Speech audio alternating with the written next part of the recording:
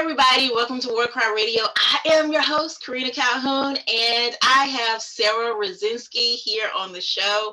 And I'm super excited. I know you all get tired of me saying that, but I love the people that come and grace us with their presence. Sara, how are you doing? I'm excited to grace you with my presence. Yes. I'm great, thank you. Awesome. So I want to jump right into this conversation because I know it is going to be amazing. So tell us who you are, where you are, and what you've been up to recently. I am Sara Rosinsky. I am a freelance copywriter here in Longmont, Colorado, which is in Boulder County. And what was your last question? And what have you been up to recently?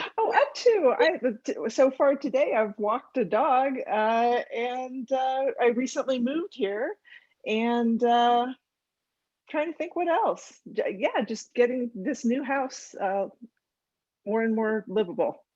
Awesome. So where did you move to? Where you moved to Colorado? Where did you move from? Well, so we lived in Colorado before this, but in a different town. And before that, we moved from Florida. So, awesome. So what took you to Colorado? I think the answer to that question is my husband had become disenchanted with Florida, and then he fell in love with Colorado. And so I'm game for a move, and it just happened, a nice cross-country trek. I love it. I absolutely love it. That is one of the things that, I tell people, don't be afraid to make changes. Do not be afraid, because sometimes in your change, you're going to find absolutely a deeper level of your purpose. So yes. I love that. So Sara, tell us about your passion, your value, your purpose, everything. You said you do content copywriting. So tell us about that. So I would say, yes, my purpose, my passion, all of that could be boiled down to the word writing. I love writing, and I am an advertising and marketing copywriter. I've been doing that pretty much since I was fresh out of college, and I've never wanted to do anything else. And so I've been given opportunities to become a manager and do other things. And I always said, if it takes me away from the writing, I don't want to do it. So the only thing that has changed is in the past 5 years or so, since I've become an independent copywriter, I have started this kind of teaching role, I guess you'd say, where I'm helping people with their grammar and spelling. I make these little lessons about how to remember when to spell compliment with an I and when to spell compliment with an E, little kind of mnemonic tricks and things. And I've turned all those lessons into a book this year, or within the past year, I should say. And so now I'm both a copywriter and a writer, I guess you'd say. I love that. I love that. So I want to know a little bit more about this word compliment. Teach us about that really quickly. Oh, sure. So I have to tell you, I had been a copywriter for about a decade, I think, when I realized that there were two different words. I don't think I knew. I could show you the lesson on the page, but that's not going to help anyone listening to your podcast. So if you pay someone a compliment, it's with an I. If you offer a complimentary coaching, session, that's with an I. If you, that's one version. And then compliment with a couple of E's there, complet with an E, that's when things complement each other. So you might have a pair of pants that complements your top, or that top might complement your eyes. So that word comes from the word complete. It's spelled a lot like the word complete, right? And that's how you can remember it. The salt shaker completes the set. So it's a complementary set of salt and pepper shaker, So anyway, So Sarah, I was today years old when I learned this. I am, you think about half a century years old, and you're just now. Oh my Isn't that goodness. terrible? It's awful. They're again, I don't want to get visual, but I will say that the book I've recently published, which I will resist plugging immediatly, but I'll just No, tell you. please plug. Okay. It's The value you just brought. okay. So I want you to talk about your book. I want you to dive in. Let's go ahead and talk about your book. I will. And I did send you a copy. I don't know if you've received it, but I do want you to have one. I'm really proud of it. So it's called, and I'm going to show you, I'll show you. Awesome. It's called Unflubify Your Writing. And I called it that because English is full of so many tricks where you're trying to write the word compliment. Who's to know? And you're making a flub and you don't realize it. It's so easy. So who knew? Who knew? So there's a whole bunch of them like that. Oh golly, the word capital, you can talk about capital riots, or you can talk about a capital idea, or you can talk about investing your capital and how can you keep those straight, who and whom, who knows, like how the heck is that supposed to work? So I explain that, and all of these little lessons are really quick. I dare say they're pretty funny, and they're memorable. So, when do you use that? And when do you use which? And when do you use let's with an apostrophe? And when do you not? And less versus fewer, and, stationary. Okay, there's one. Let me tell you about stationary, because I have a memory. I don't want to call anybody out, but when I was a young thing, my boss wrote a letter to a very famous stationery company because he wanted to earn their business. He wrote this letter about how qualified our ad agency was for this stationery company. And after he sent it, I noticed that he had spelled it stationary with an A-R-Y when the paper stuff is spelled with an E-R-Y. Oh my goodness. Yes. So anyway, I've got tricks in here to remember, so your stationary bike is ARY, but your stationary that you sign with love is ERY. Wow. And so I will say this, I do know I've received a notice that I do have something at my P.O. box. So I'm going to run tomorrow to get it. Cool. I'm sure it's this book, and I am going to go through this book, and afterwards I want to do just a reveal and just let folks know how impactful it is, because just in these few minutes of this conversation with you, my mind, I'm always looking, Sarah, oh my God, this is what I'm telling you.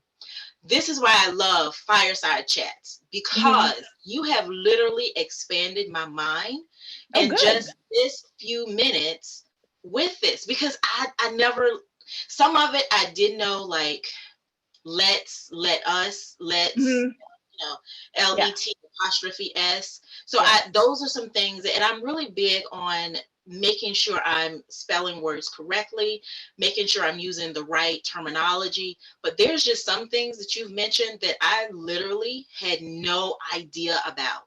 And so this makes me excited, because let's face it, as business owners, we want to connect with the people we're reaching out to through print. Yes. In the most impactful way. And how do you do that other than using the words that really bring the full force behind them? Oh my goodness. Yes. I love you. I love you. Amen to all that. And I also would say, first of all, I want to say that anyone who does make mistakes, you shouldn't beat yourself up, and you are not stupid. And some people get very judgy, and they talk about our education system and they wring their hands. Frankly, English is very difficult, and it's very tricky, and it's extremely inconsistent.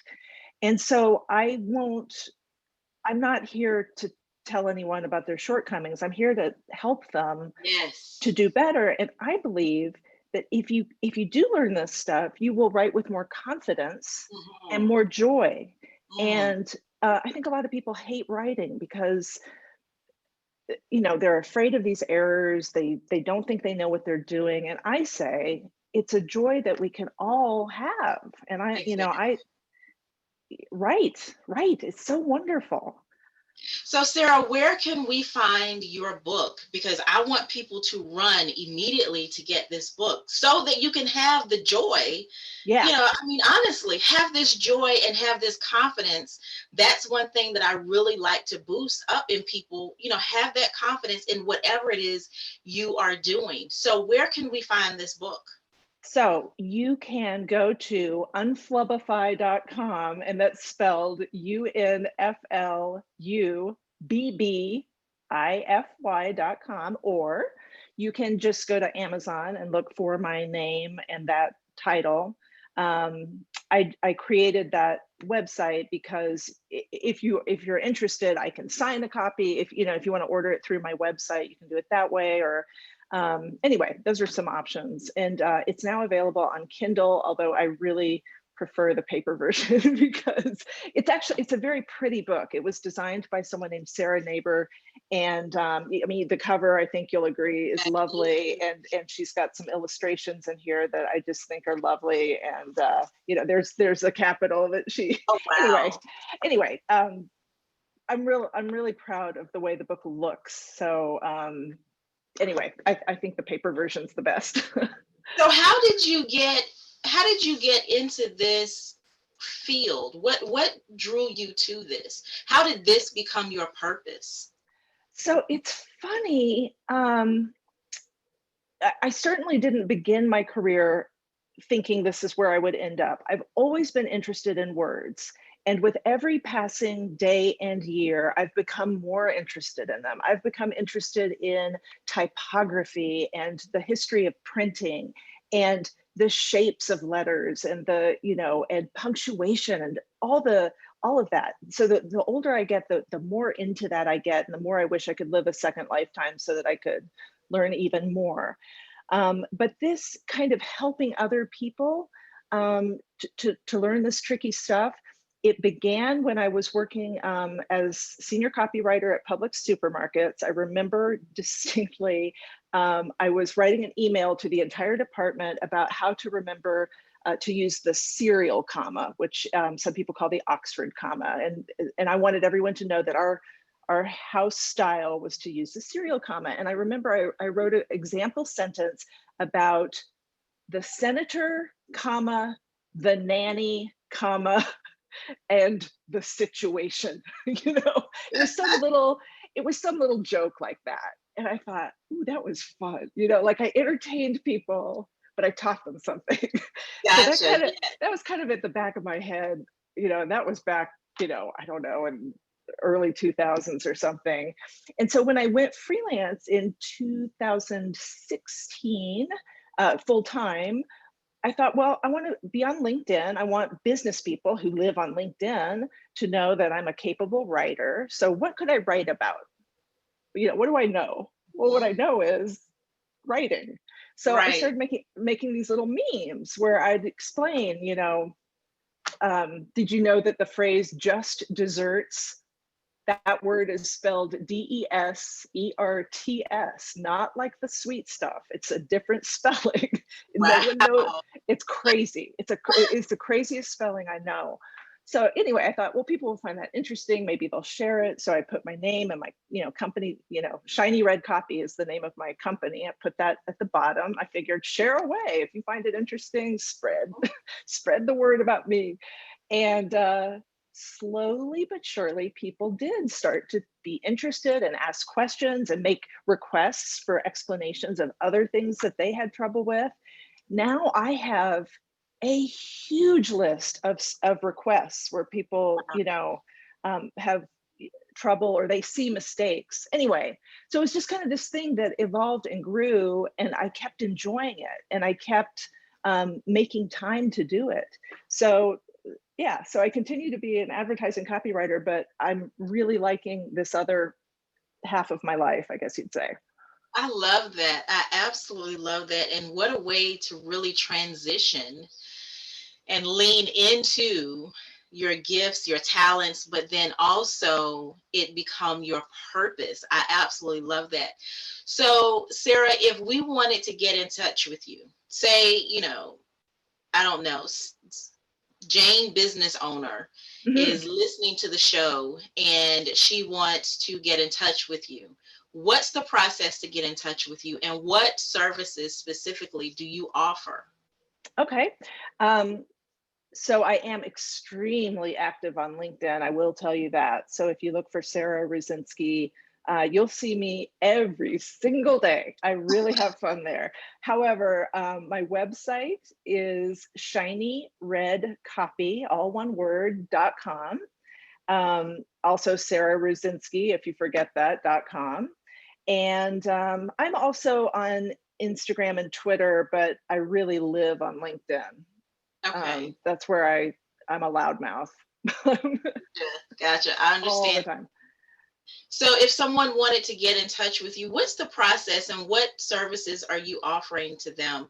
I know for myself, it took me a while to fully, and I'm not even going to say honestly that I fully understand. I have a better understanding of someone that does copy for a business. I have Yeah. a better understanding of it. But for those that don't, because, I'm not an expert, Yes. so I would not dare try to Oh, I'll explain. tell you. Okay. So now that Let you're me. the expert, you're here. I'd love for you to explain that to us. I would be happy to. And here again is English being tricky because we have two different words for copyright, right? There's the kind where the Nike logo is copyrighted, and that's spelled RIGHT. But copywriting is a person who writes copy, and that's what I do. And I could tell you about the history of that word, but we won't go there right now. I'll just tell you what I do and what I've done for literally more than half my life.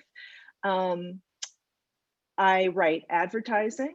I help companies define their brand, their positioning, really identifying what makes them who they, special, different from their competition.